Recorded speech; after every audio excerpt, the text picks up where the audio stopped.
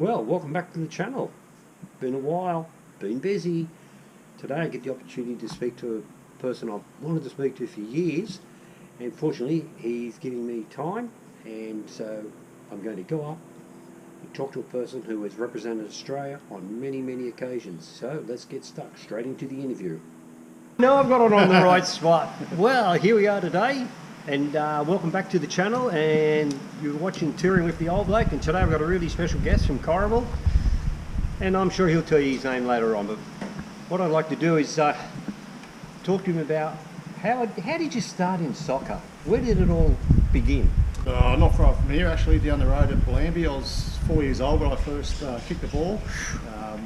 The whole family was in football. My mum was playing, my aunties were playing, my uncles were playing, so it was just a natural that I went into football. I was only a small kid, so rugby league was out of the question. So Too tough? Soccer it was. Yeah, for sure.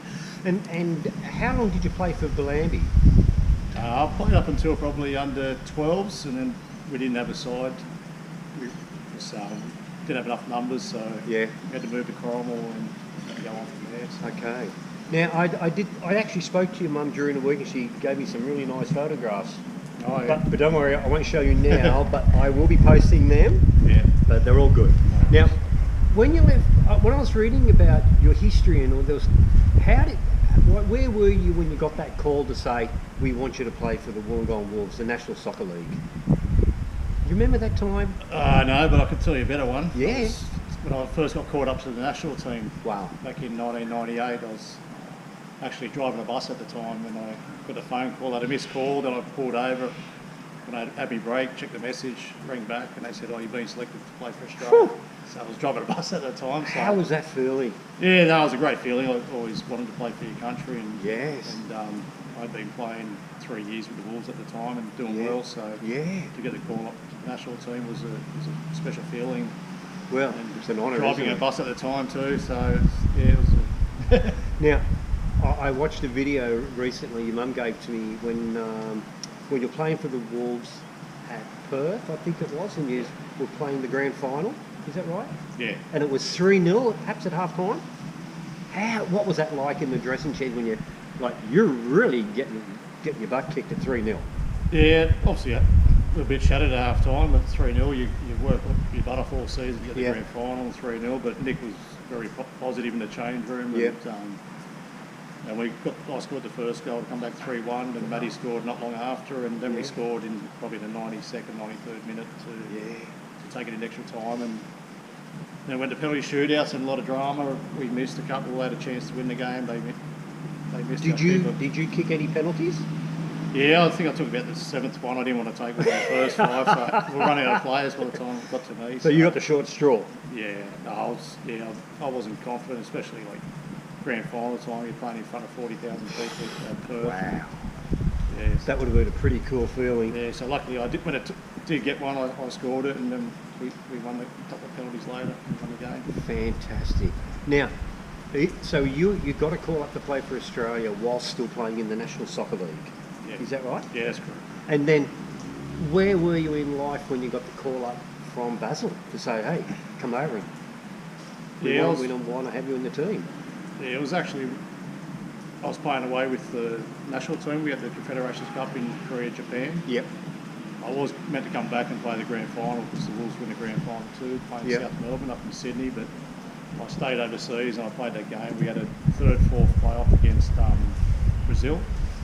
Wow. And we beat them 1-0, so it was a That's highlight. cool. And I had a decent game, and Yeah.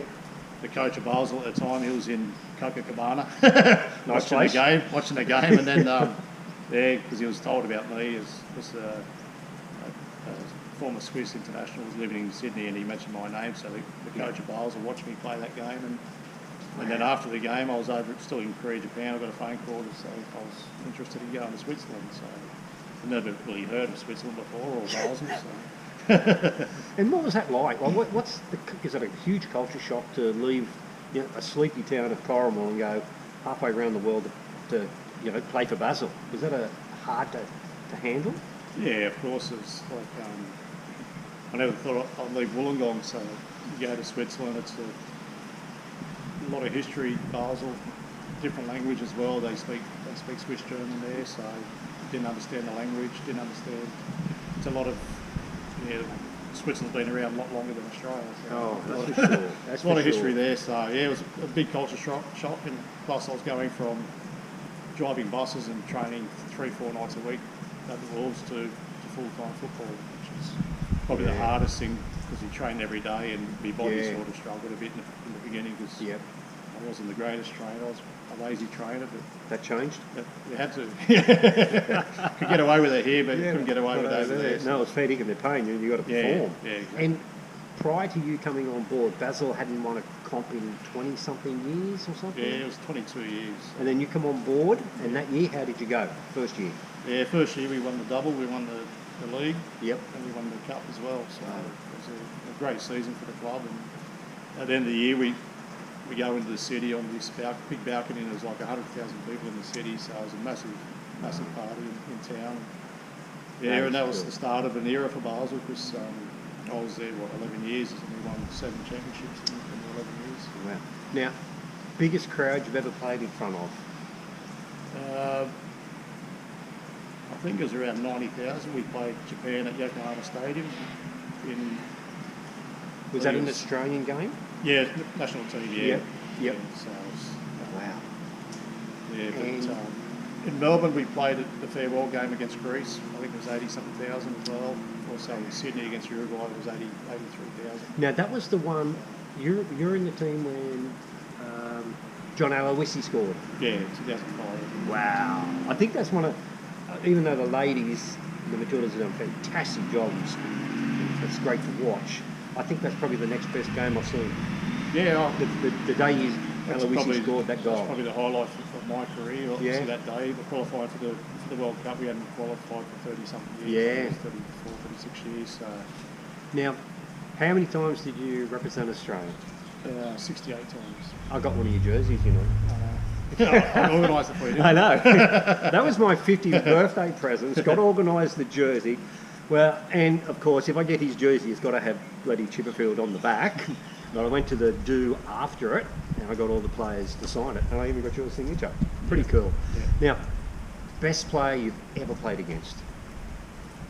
Oh, pretty easy, I guess. Yeah? Everyone's favourite, Messi. Yeah, we played with Basel, we played Champions League football, and we played Barcelona. Yep. And I was sort of up against Messi, and I think after 10 minutes we were 3-0 down, so... Yeah, it wasn't a very good experience first 10 minutes. I think he scored 2 and set one up, so... Yeah, no, he was something special. Yeah. Also, I was lucky to play against some of the older Brazilian players like Ronaldinho and Kaká and the old Ronaldo, the Brazilian Ronaldo. Yes, They had a gun side at the time. So. And best coach? Can you name a coach as the best? Yeah, I've been lucky enough to have some good coaches. Yeah. Like Christian Grosser took me to Basel. He looked after me and helped me settle in there. But from tactical and everything that he's achieved in football, I guess we're sitting. They're the standout. Yeah. Well, that's terrific. Well, I don't have anything more to ask you. I really appreciate you giving me the 10 minutes, 5 minutes, but it's gone a little bit longer. Sorry. And I think everyone would get to see his story of Scott Chipperfield, who started as a 4-year-old kicking the ball around down at Bellambi, who never gave up. He kept trying and trying and trying. And when it was hard, you kept trying harder. Yep. And that's how you made it to 68 times you played for your country. Well, I'm impressed. Thanks very much for your time, Scott. Thank you. Cheers, mate. I want to thank Scott for taking time out in his busy schedule to talk about his life and where it started and what an amazing trip he's had in life. If you like the video, subscribe to the channel, wherever it is on the screen, and I look forward to the next interview. Bye-bye.